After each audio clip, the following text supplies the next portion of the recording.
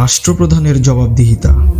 মুহাম্মদ বিন ওবাইদুল্লাহ হতে বর্ণিত, তিনি বলেন, একদা দ্বিতীয় খলিফা ওমর রাদিয়াল্লাহু তাআলা আনহু এর নিকটে কিছু কাপড় আসলে তিনি সেগুলো হকদারদের মাঝে বন্টন করে দেন। এতে আমাদের প্রত্যেকে একটি করে কাপড় পেল। সেগুলি ছিল নিতান্তই ছোট। কিন্তু তিনি নিজে দুটি কাপড় দিয়ে তৈরি করে একটি পোশাক পরিধান করে খুতবা দিতে মেম্বরে আরোহণ করলেন।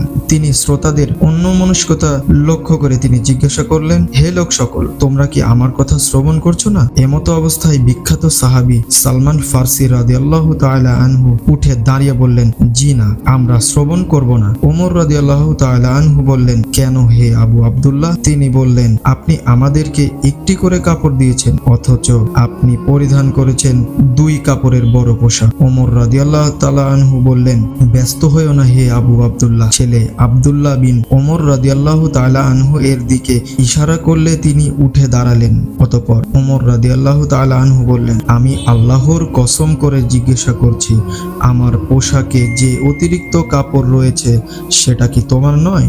আব্দুল্লাহ বিন ওমর রাদিয়াল্লাহু তাআলা আনহু বললেন, জি আমার।